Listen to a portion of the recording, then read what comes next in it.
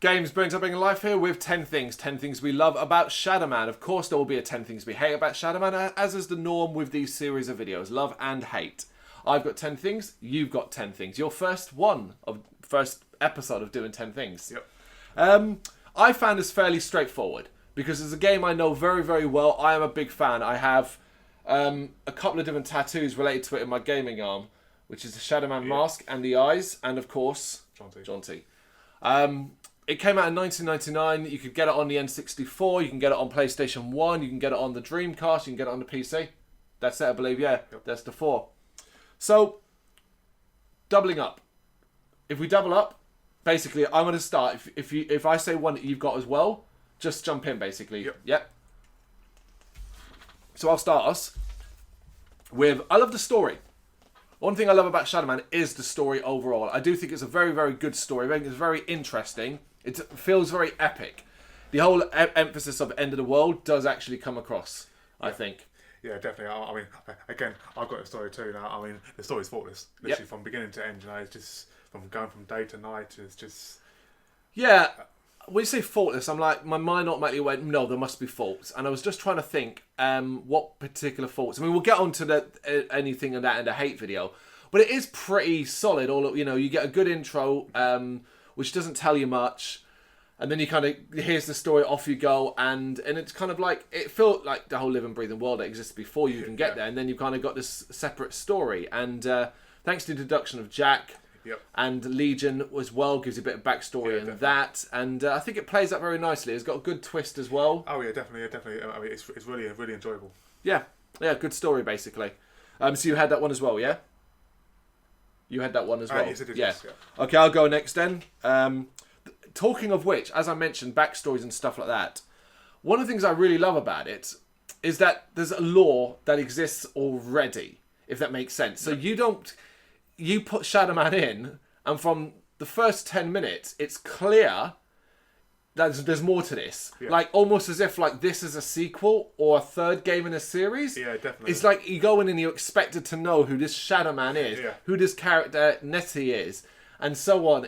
And because obviously this is because it came from a comic book series, you're kind of just expected to know this stuff. And that's a negative in its own right, because that's a potential. But I, at the time, didn't know that. Didn't know it was any of that. Noticed it. Never bothered me.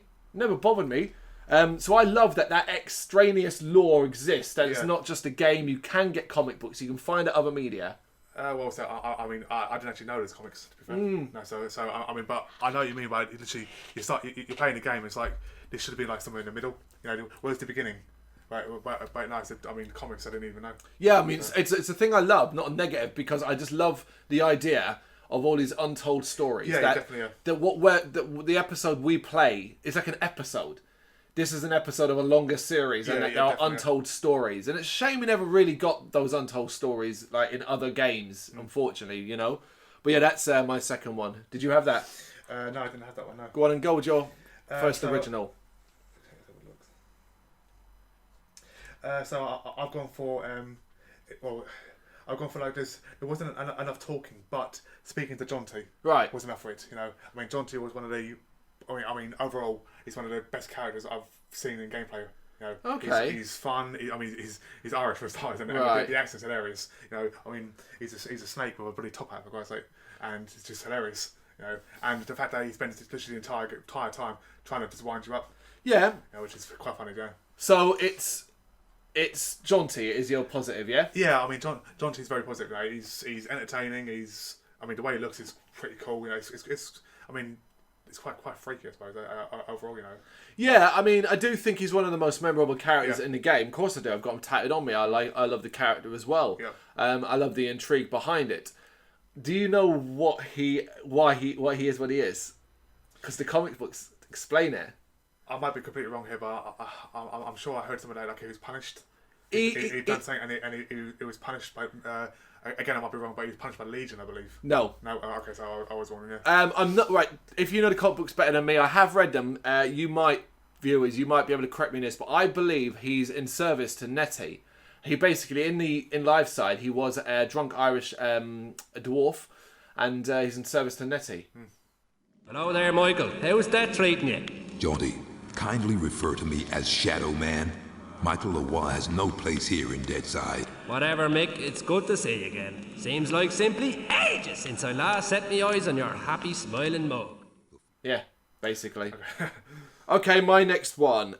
Voice acting. Now, you know, we'll get on to other issues with the voices in the negative and the hate video. But one thing I love is actually the voice acting. I think it's surprisingly good. And like how they sound and how the cadences and the voices that do it, from Legion's echoey voice, the implying that there are several speaking at once, Yeah, definitely. to Mike's narration. Normally when you enter a brand new era and it's really gothic and over the top, the horror and, you know, the coiling beast and all that. Yeah, definitely. I think the voice acting, the likes of Jack, is actually quite good. There's only one voice that I put in that I think's terrible, which is the Home Improvement killer, Avery Marks, who's got this high... I mean, it fits the character. Yeah, it does. It does, so it's not like that. But overall, I think voice-wise, voice acting, it's done really, really well. Yeah, and even Johnny, as you say, it's over-the-top Irish accent, like bejesus now and all that, but it works. Yeah, he's supposed to be an over-the-top character. So voice acting's a real good one for me. Yeah, again, I had the same thing too. Yep. Yeah, well, yeah, because that's the thing. It's when I think of Shadow Man, I can hear Mike's voice, and like I said, his narration at new areas is always,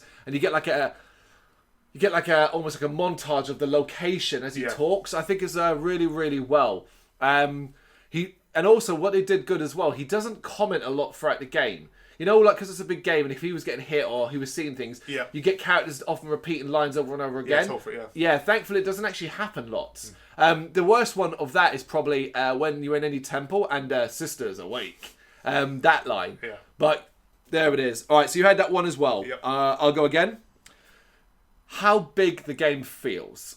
Now, when you played it to the end and you know the game well, you realise it's not. You realise locations are quite compact and linear. Yeah. And you could almost, if you were to create a Shadow Man map, someone wished they had done that fucking Shadow Man map, you'd see it like contained location here, contained location there, definitely. and maybe one or two paths branching between them, often only one. But it sold it really well in size, where it felt like it was way fucking bigger because of how spread out each location was and where that location might take you. Take Asylum, for example. It is a large tower. But when you visit it, it's only minuscule small areas. And to me, that makes Asylum seem incredibly huge. Yeah, it does. If you think about it. Yeah, I mean, you spend most of your time in that in the Asylum, you know. Yeah, each different location has a different. Exactly. Yeah, but I mean, it does feel like literally it's a massive open world. Yep. But it's not. It's not. It's probably literally just one little square where you're based. Yeah, and it's done really, really well, I think. Yeah. Probably, Okay, you're next. I've got like the tattoo. You know, watching the progression. Okay. Which is like, I mean, it makes you feel like you're actually achieving something. Yeah. You know, every time you do something, your tattoo grows. You know, or every soul you get, you're more powerful. Yep. And it just makes you feel like you're actually moving along in the game. You know. I have it as well. Not so much so mentioning the tattoos, but that is a great example. But I wrote, it's about progression. I'm a big fan of games where they make it visible and obvious, and you know, like your Zeldas, your Legend of Zelda's, Ocarina of Times and stuff, where you begin and the very first thing, you know, you can only got a crappy sword and a cockery shield, of course. and by the end, you know, you've got all it. Shadow Man's the same, and I agree with you. By the end of that game, what is at first a myriad of I can't go anywhere because gates are locked and this lava floor and stuff like that. By the end, everyone's like, there's nothing that's not available to you, either by unlocking it with a weapon or your abilities. And the tattoo stuff, you know, there's 3 different sets that changed the game completely and opened it up. From the very first one, which is wrist tattoos that allow you to grip on the fiery edges, to the most important one for me, the one I think it's tattoos on your arms. Your arms, No, back. Because I think this is back. Back. Because arms is for swimming. Swimming. Yeah, so the back one is where you can walk on lava, which is one of the most significant ones you get in it. And the last one being that you can swim in what's, I guess, watery lava. Water-like lava. But yeah, the progression system of Shadow Man is fantastic, you know? Yeah. Okay, so I had that one as well. You go again. Okay. Collectibles. Now, I love games which make a challenge. Yep. Now, over the years of watching you playing this game, I mean, I actually had a dislike for this game, but then only recently I found this game for what the collectibles, and collecting 120 Dark Souls is just fantastic. You know? Yep. I mean, literally, they're hidden so well. It's actually quite difficult to try and find them all. I mean, I completed this game myself probably about 2 weeks ago. Yep. And I don't know, but I'd use it. I admit it. I'd use the guide in the end. Okay. Because I was getting so frustrated. I couldn't find the last one. Okay. But did you not? Well, I mean, you at least had the indicator of what location it was in. Yes. Unsurprisingly, I also have this one. The collectathon that is the 120 Dark Souls is one of my favourite collectathons. Quite importantly, is you don't need all 120 to complete the game, but you need, I think, at least 90 plus. Yes. 90 plus to get to the point where you can access the last areas. Yep. So you can get 3/4 of them. If you get to 90 plus, you finish it, for fuck's sake. Well, you might as well, yeah. The reward isn't worth it, and we'll get onto that in the hate video. But yeah, it's one of my favourite collectathons, Dark Souling in... I was about to say Dark Souls and Dark Souls, because I'm playing Dark Souls. Dark Souls in Shadow Man. I also should mention, before I move on again, I just realised I missed one. I also had Jaunty, when we talked about Jaunty, so that's cool. So, yep, I got that again. Go again. The music. Okay. You know, I mean, to make a great game, it has to have great music. Yep. And literally, the music's frightening. It's gothic-y. Yep. It's actually quite scary. I mean, at certain areas, we walk in and the music is... I mean, whoever created that music is a genius. Yep. Because it's just fantastic, you know. I wouldn't go that far. I wouldn't say genius. I also have it. Yeah.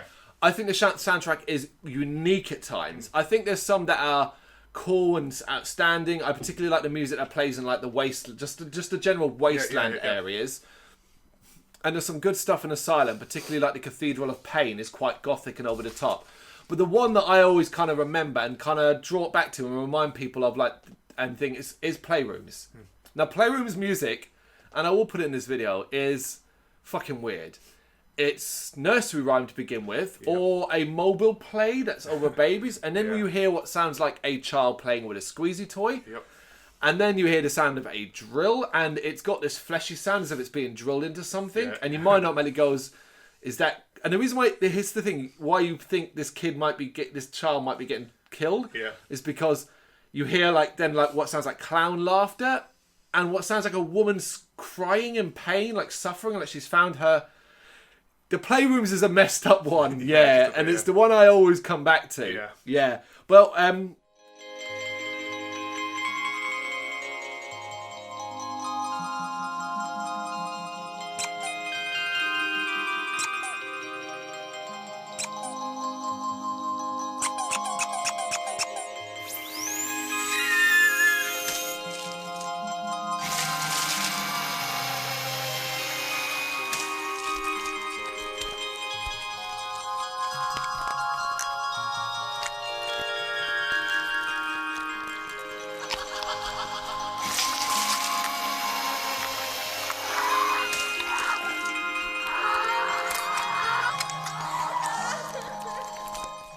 although I haven't got it on here as a thing, I'd also like to add to the soundtrack the sound effects. There's some wicked sound effects that work, particularly in Asylum, from the sound of the machinery.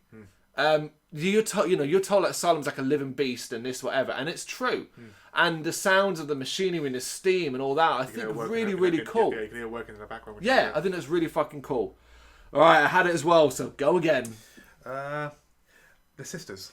Okay. Yeah, it's The Sisters. Now, it's a change in music. It's quite freaky, you know. I mean, and obviously when Mike announces it, The Sisters awake. Yeah. And it's just like really cool because like they're statues and then they turn and the music and I agree. And the initial introduction to their sister, I can't remember what they're called. It's not the sisters of something. Is kind of cool. Because he said the music changes and you have no idea and then they come out and they shoot these blue things. Oh, they're an annoying bad guy eventually though. Because there's quite a few of them per area. Yep. And eventually once you realise that they become after statues, you kind of come in a room and they're all in statues already. And you're just like, right, you're prepared for it and waiting for it. Yep. I didn't have this one. I'm going to keeping it more general. The visuals. Now, we're not talking graphics here. Very important because we'll talk about a little more about that in the hate video. Yeah. I'm talking about the designs of things. Now, I'm talking about the designs of the world itself. I'm talking about the designs of characters, say like Jaunty. I'm talking about designs of things like the marrow gates, this giant rib cage that opens. Things like that. The designs of certain the Cathedral of Pain, with that massive centre that drops to the lava, the big like church-like window, the four, things like that. Even the designs of some of the Five's locations, the Jack's one, that's sewers and all that, and London Underground and things like that. I think the design is imaginative and cool. Yeah, definitely. Yeah. Yeah, so I mean, I like the fact that the prisons too. I think the prison area is fantastic. I mean do you have this one as well? No. Okay, is this your next one? No. You just added to mine. Okay. My next one is probably going to be it's got to be Legion. Okay, Legion. Legion. As a bad guy, brilliantly. Yep. Obviously he's the devil, and I love his line. It's a line from the Bible. Yep. Which is fantastic. It's for we or me. Yeah. My name is Legion for we are many. I think it's from Revelations. Yeah, Revelations like. Well, you don't know the verse, but I think it's from Revelations in the Bible. 5, John 6 or something like that as well. Yeah, I mean, I agree. His introduction, the voice, the look of him with the bloody mouth, is cool as fuck. I agree. I think he's let down by the end. But we'll get into that in the hate video. Yep. But I think he's a cool bad guy. Yeah, definitely. The overarching villain, the puppet master, he's there and he's got the 5 on the strings. Mm-hmm. Talking of which, then that's my next one.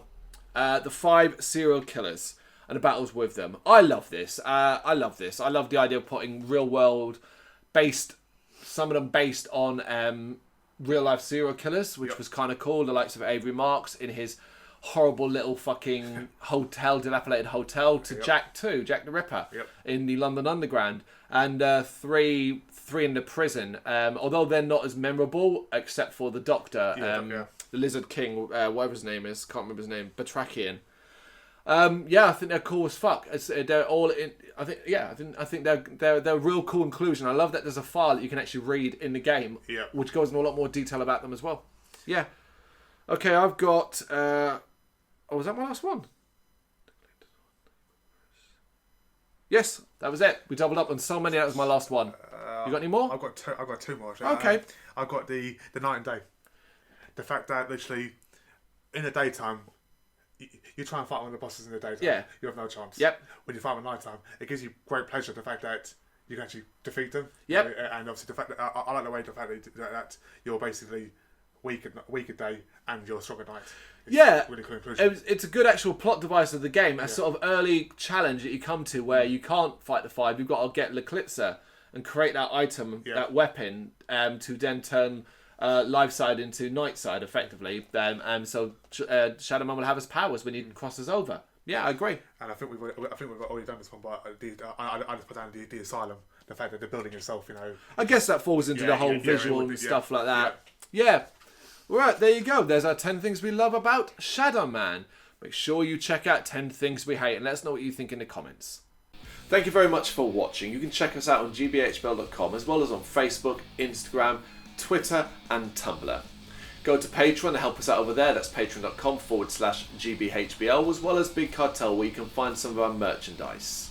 We have a podcast running on SoundCloud and Apple Podcasts. And of course, if you like this video, do us a favour, hit the subscribe button and help the channel grow. Games, horror and heavy metal. What else is life for?